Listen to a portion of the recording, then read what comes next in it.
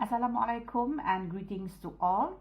Welcome to our video lecture slide series, and this is video lecture slides week 12, and this is amongst the few last video lecture slide series for this course. I'm a little bit sad, but this is how our life works. So ladies and gentlemen, in this video lecture slides week 12, we are going to look at tangible and intangible cultures. And before that, the course learning outcome for this video lecture slides week 12 is, at the end of this, all of you should be able to classify the cultural traditions that are tangible and intangible effectively, and this is our course learning outcome 3. So for this video lecture slides, the main title is tangible and intangible cultures, but before that we're going to look at the links between cultures and development. Now, what are the links, ladies and gentlemen, between cultures and development? Honestly, if you look around you, you will notice that cultures and development can influence each other. For example, a culture can influence the development of a country, and development can also influence a culture of a particular group of people. So, for example, when you talk about a culture can influence the development of a country, let's have a look at Japanese people. So they have varieties of understanding on their own culture, and one of them that has been adopted by Malaysia is in terms of time.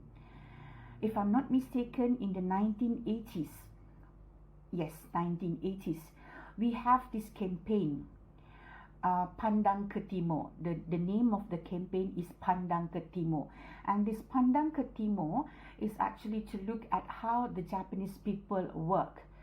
They value time, for example. So how this practice in this particular culture, the value of time, has influenced the development of a country, of Japan, for example.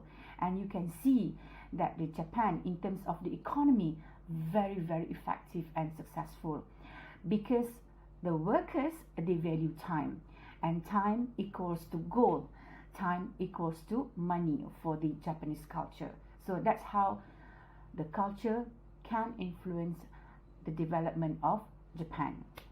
And for the example of how development can influence culture, you can look at, for example, in Malaysia. In the past, we really don't have a lot of what we call established coffee shops, for example, like Starbucks, like coffee beans and tea. So we don't have that.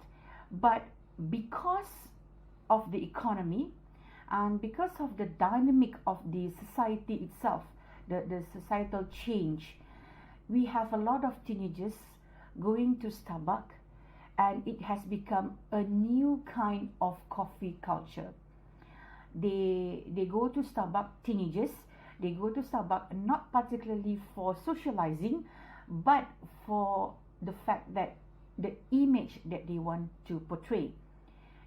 I go to Starbucks with my friends, I look cool, or so the teenagers believe that they look cool. So the coffee culture has changed in comparison to what happened during 50 or 60 years ago, during our great-grandfather's time. They really went to the stall, to the coffee shop, to actually socialize, to talk about issues in their surroundings. So that's how development of this coffee shop, the brands and everything, have actually changed the coffee culture in Malaysia. So that's in terms of how development can influence culture. And then just now we talk about the economy of Japan, how a culture can influence the development of the country. Ladies and gentlemen, let's have a look at tangible and intangible cultures and how these two have the power to actually influence development. When you talk about the power, this power is not something that you can just justify, okay, this is A, this is B. No, This power is something that you cannot see clearly, but you will notice the changes in terms of the development itself. So this is called what we call rather soft power. So the term power here is not physical power. It's not something that you can, as I said, see, but it's soft power, something that you cannot see, but it happens because of this power.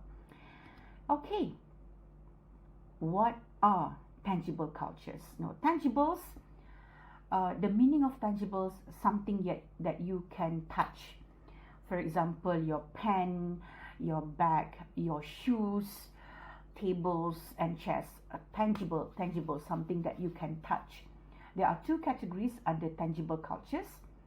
Movable tangible cultures such as books, clothing, chairs, and then immovable, something that you cannot move.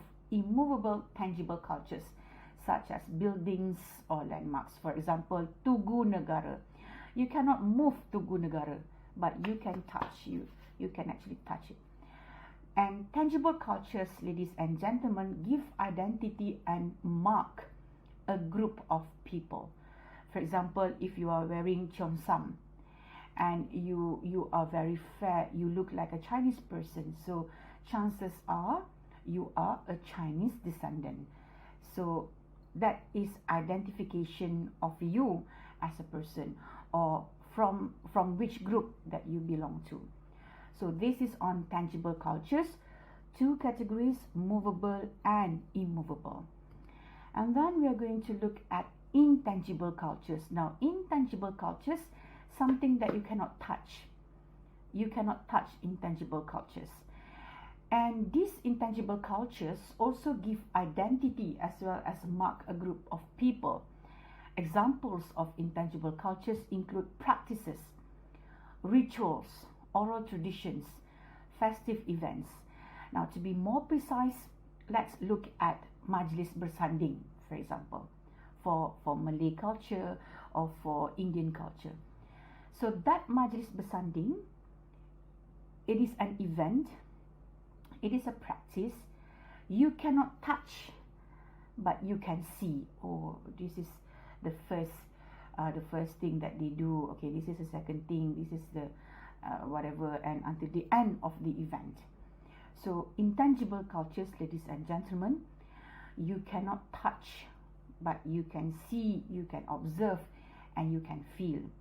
And when you talk about tangible cultures, you can touch. Of course, you can see, and you can actually test. Let's say you want to buy a pair of shoes, so you actually test how the shoes fit with yourself. And this one you cannot, you can see, you can touch, and of course to some extent you can feel. And for this one, you cannot touch, but you can see and you can feel. Another solid or straight to the point example would be when you talk about the process of making songket, kain songket. So the process is intangible cultures, but when songket had been made, it's already there. That one becomes tangible cultures because you can touch. The process you cannot touch. So if let's say you are confused whether songket is a tangible or intangible culture, so just understand this.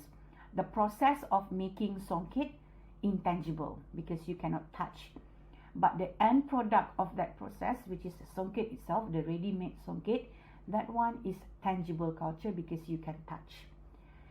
So ladies and gentlemen, that's the end of this video lecture slides week 12.